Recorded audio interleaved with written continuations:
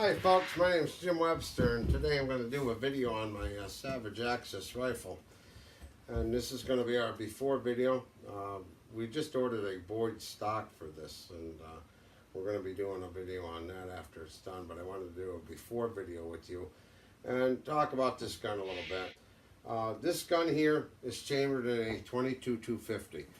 You guys have watched the videos already, I'm sure. There's other guys doing these videos.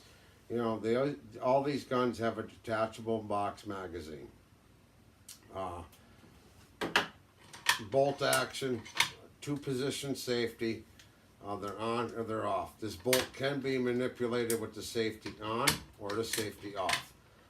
Some guys don't like that. Other guys could care less about it. Some guys like the three-position safety, but this gun does not have this. This gun is available in an array of different calibers.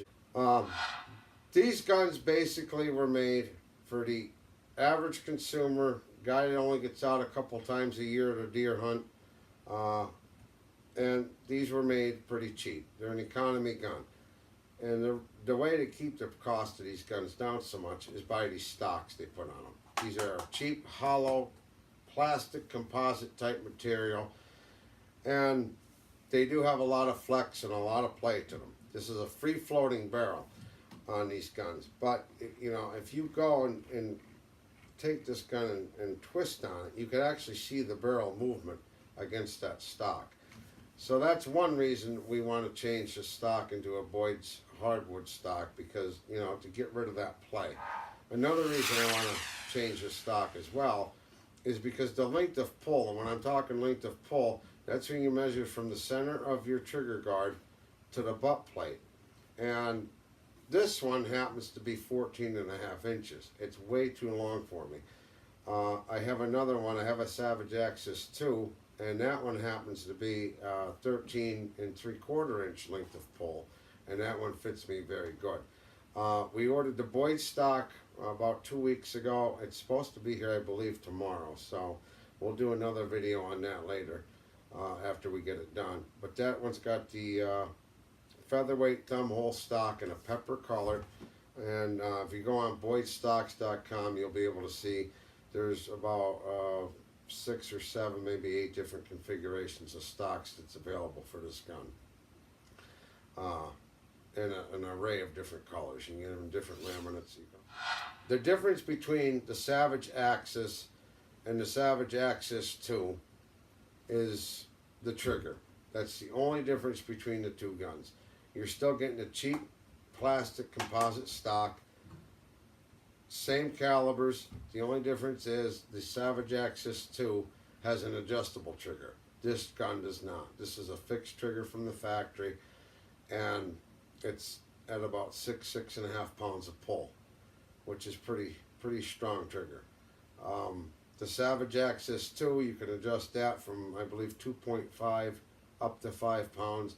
And it comes with the tool and the instructions and the whole deal on how to adjust the trigger pull on it.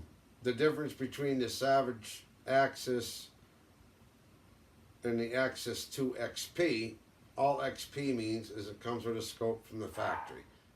Again, a cheap economy scope, but they will do the job. For a guy that just wants to go out and hunt a couple days, hey, you can go sight it in and use the gun as it is. These guns range anywhere between $300 and $350 in price. Depends on where you get them from.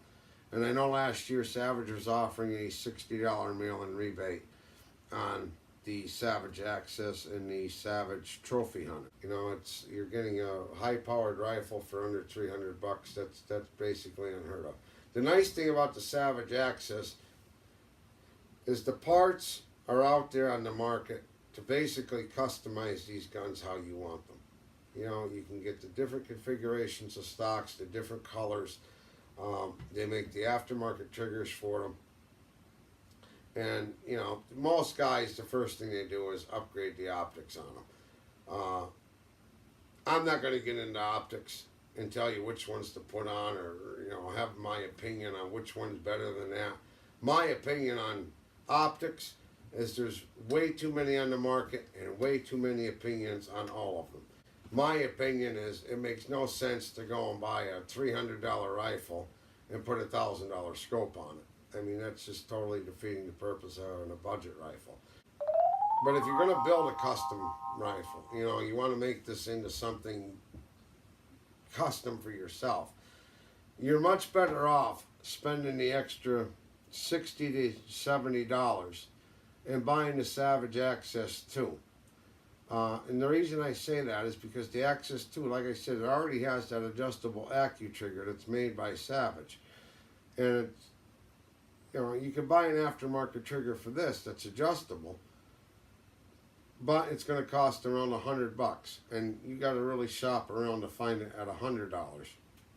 Most of them are $1.25 to $1.50.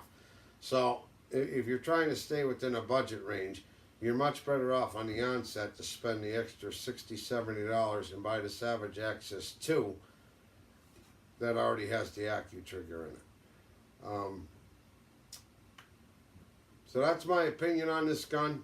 And we'll be doing a video in another couple of days and show you what it looks like after we get the laminated stock on it and see what you think about that. So I thank you for watching this, and we'll see you again real soon. Take care.